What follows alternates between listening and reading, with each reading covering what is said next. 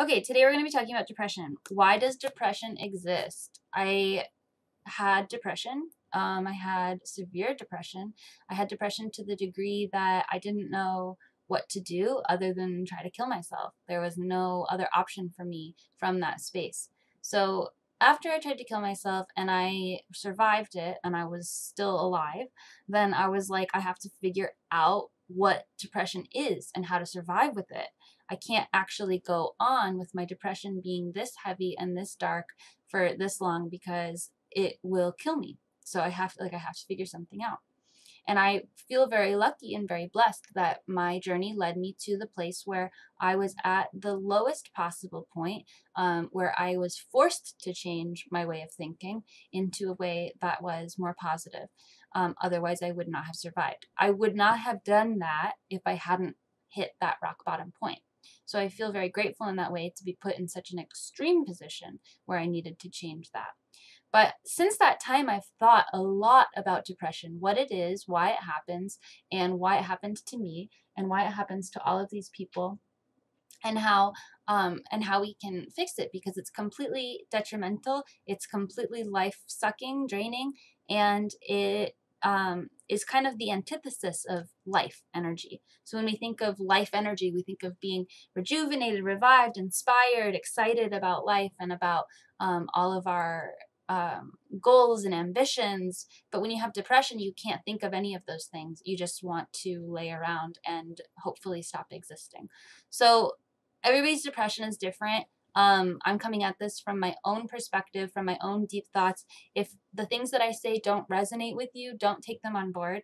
But I have found these ways of thinking about depression to be more helpful in how I understand it and how I approach it, and in my own mental health and in my ability to go on in my life without suffering, with the least amount of suffering possible.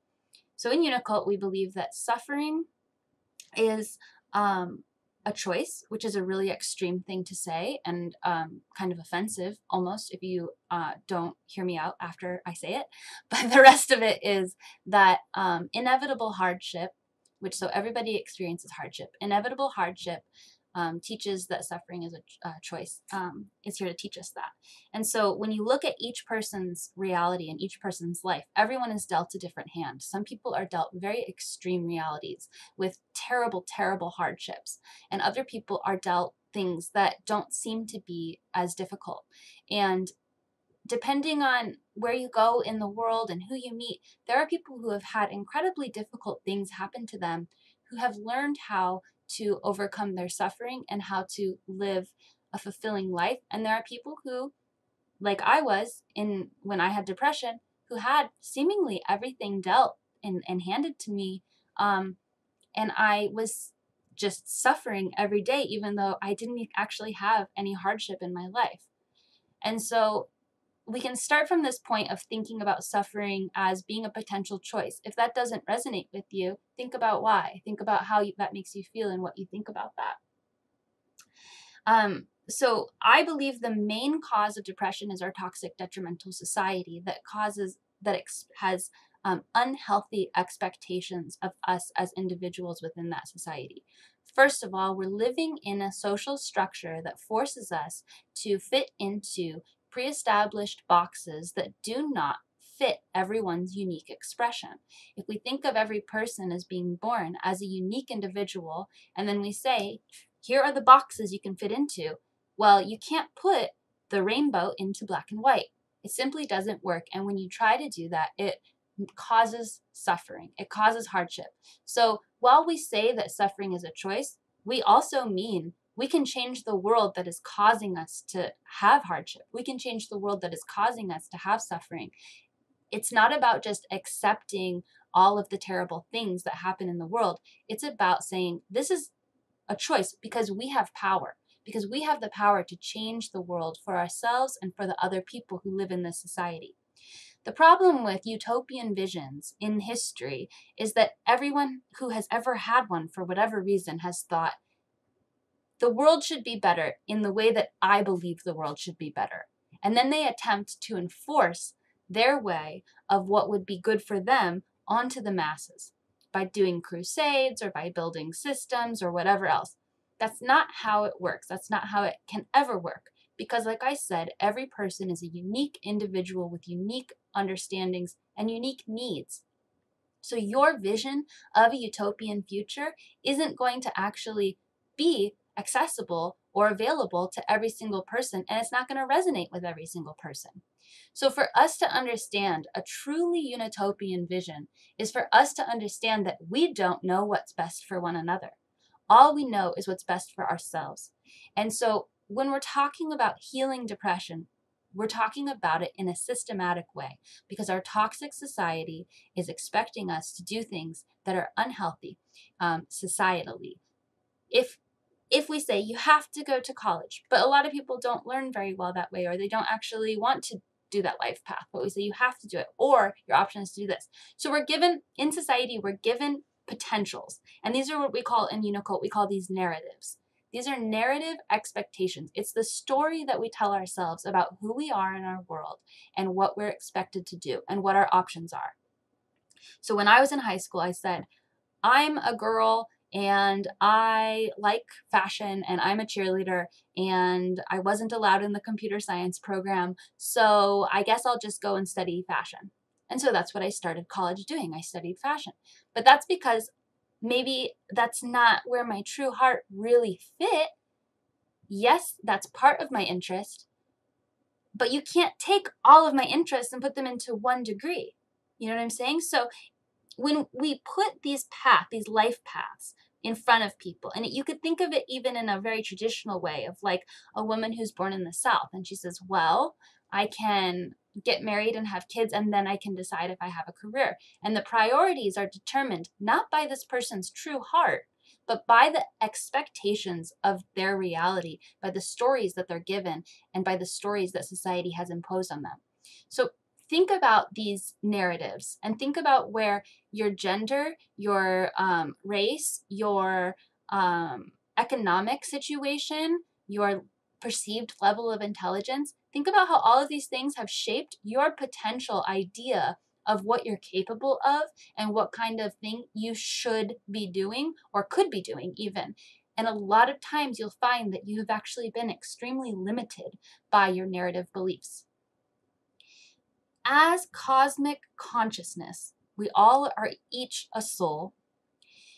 Limitations are inherently detrimental because we have the spark of source or God or whatever you want to call it, whatever the creative life energy is that flows through the universe, that pure life energy, the spark of life that we have within us, thrives when it is free. When we put limitations on that spark of energy, we're repressing our light. We're dimming our candle. It's a painful situation. So our society is built up to do that.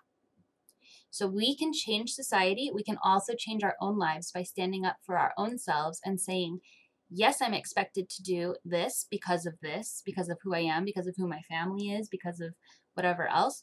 But I'm going to go deep within myself and decide whether or not that makes me truly happy or not. And I'm going to change, and I'm going to be radical and stand up for my true beliefs. The more radical people we have standing up for who they really are, the more society will change, because you're creating a new narrative. So if I say I'm a pop star cult leader, and there's never been a pop star cult leader who's ever existed before, at least that I'm aware of, well, now that narrative exists. And somebody who's growing up says, you know what, I want to be a pop star cult leader. And I've created that narrative for them so that they have a more, a less limited way of expressing themselves. Maybe that's not their truest, most unique way of being, but it's better than having the option of working in an office or working in a restaurant, you know? So it's expanding the consciousness on this planet when you are true to yourself.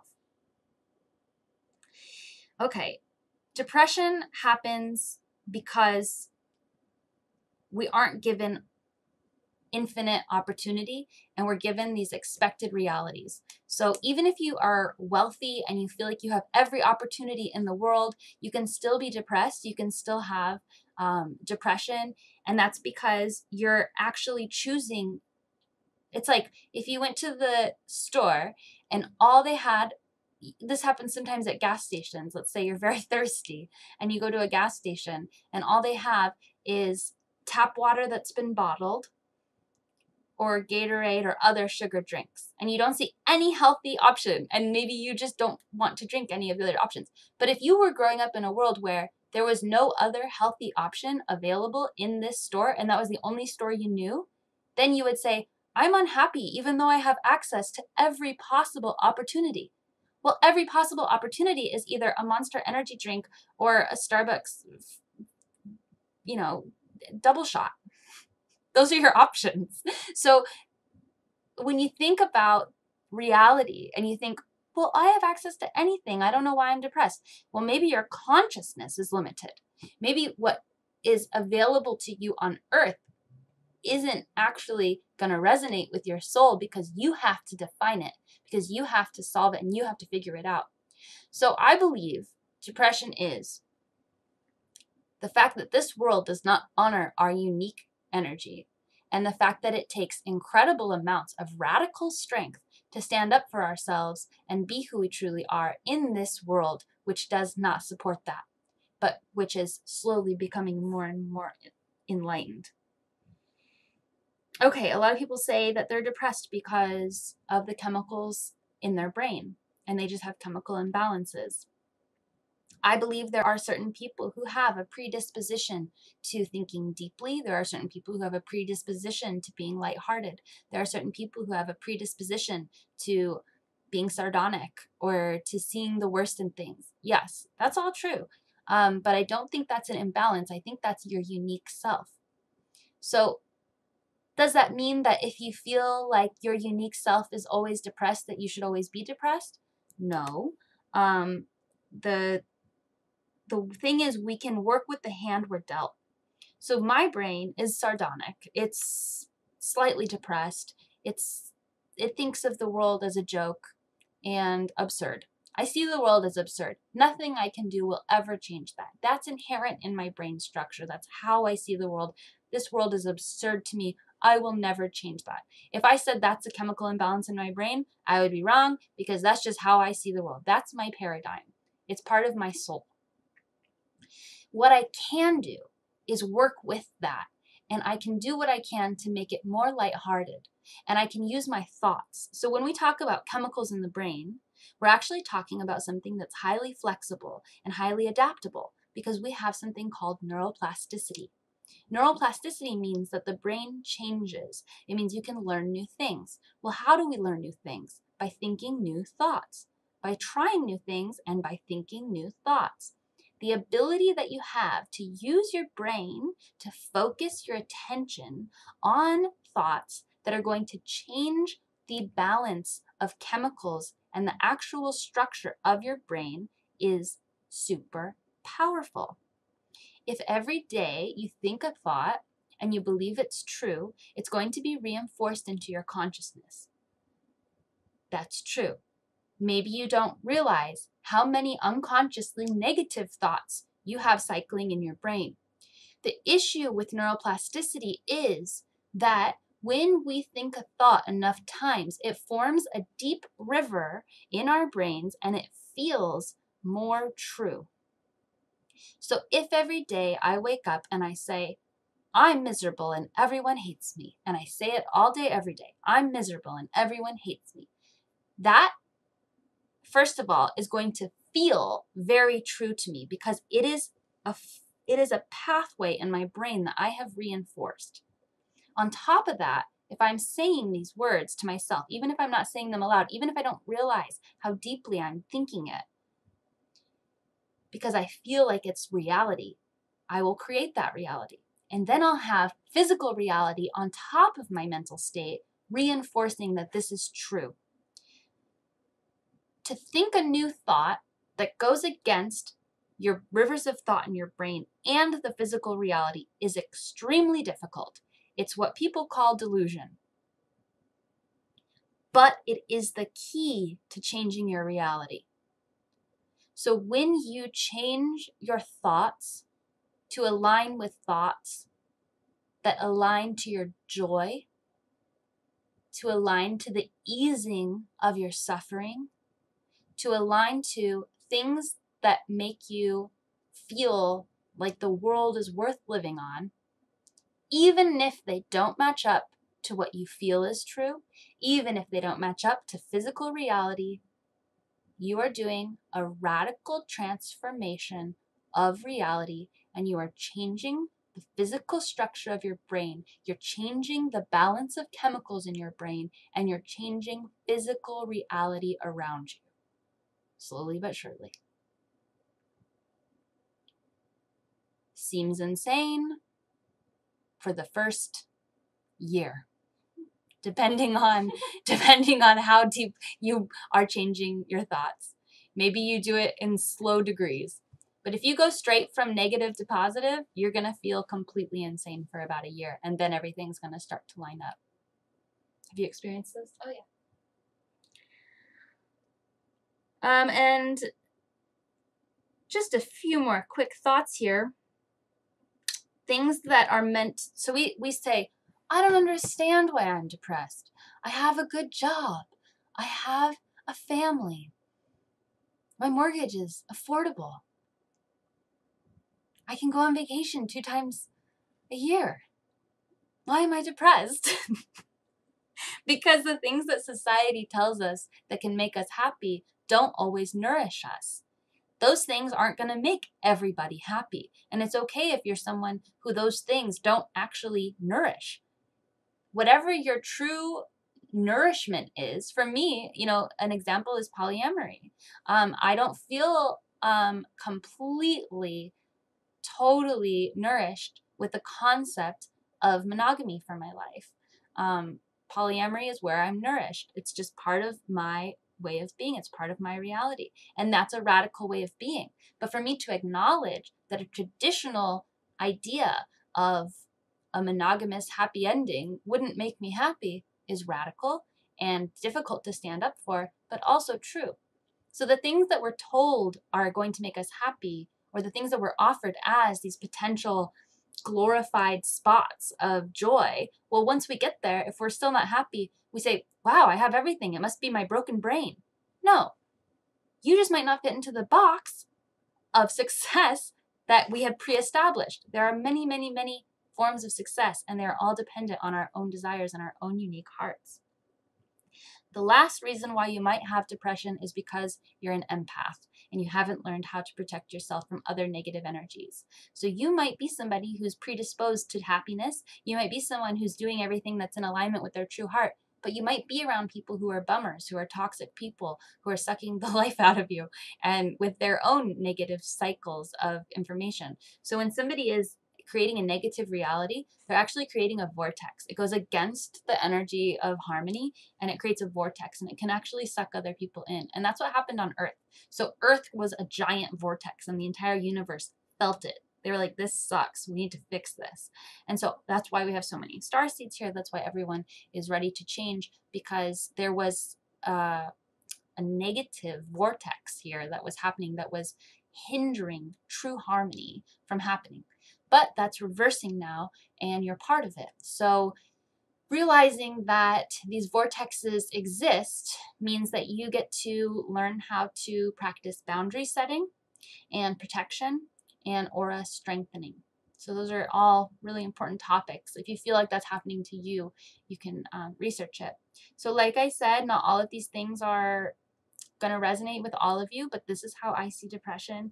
And I believe that it's a community, it's going to take a community effort for us to heal and eradicate depression from this world.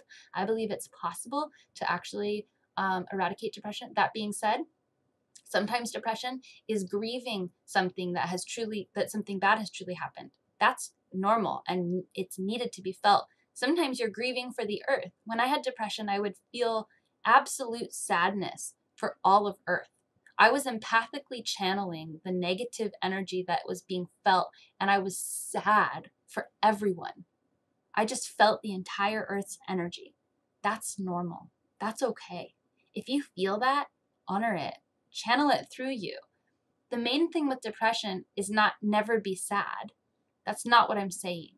What I'm saying is don't dwell. Don't suffer needlessly. Don't suffer endlessly. Your sadness is important. It's a messenger. It's a teacher. But how far do you go? How much can it teach you?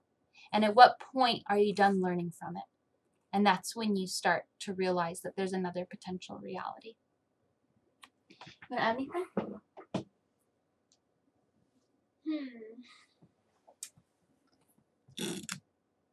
I mean, what I really resonated with what you said with creating the new pathways in our brains. Like, seasonal depression is always something that I feel gets me. And so, like, over the years, I've done things that have supported a healthier mental attitude during the winter. But this year, I noticed, like, so much of me wanted to do what felt right or natural, which was kind of to go in, like, hibernation mode. But I noticed I was feeling, like, really unfulfilled from, like, laying around for hours every night watching TV or whatever, like, feeling cozy. Like, it was comfortable, but, like, I also felt kind of anxious doing that all the time. So it was difficult at first, but I like if somebody invited me out, so much of me didn't want to go. But it was in the choosing to do something that feels uncomfortable at first to like change the energy of what was going on, like making that choice to do something different enough times really helped me feel like, oh, like wintertime's not that bad. It's not crippling. Like I actually can still go out and do things. I can pull energy from wherever I want, whenever I want to. And I felt like a lot more empowered to deal with like wintertime rather than feeling like it's just like pressing down on me until it's sunny, you know? Yeah, I think like what you were saying is important too. Like, honoring what you feel and doing that to a point. Mm-hmm. It's like you do it to a point and then you start to get anxious or you start to feel like, oh, there's maybe something more I could be doing. I don't know, but I don't want to, and figuring out what's really going to make you happy. Because it's not like everybody should always go out and Right. not lay around, but it's like you do that to a point and then it's like as soon as it's not serving you anymore, you find something right, yeah, different exactly. to do, and then it takes work to push yourself out. Yeah, I mean, it takes energy. It's like, literally a body at rest stays at rest, and I was at rest, but like it took, like I had to light that fire in order to actually transform in that. Yeah, the way I think about it a lot of times is with weights and like building up strength. Yeah. It's like you do a little thing, and like maybe you can't all of a sudden be a certain way that you envision, but it's like you have to pick up the 5-pound weight right. and be able to lift it 100 times before you move on to the 10-pound weight, Mm-hmm. So yeah, it's about being easy on yourself too. Cool. Anything else? No. Beautiful sermon. Thank you. All right, you guys, thank you so much. I'm going to read these comments when we sign off, and I'm so happy. Thank you. I'm so happy to have you guys all here. Love you all. Uni bless. Have a good Sunday.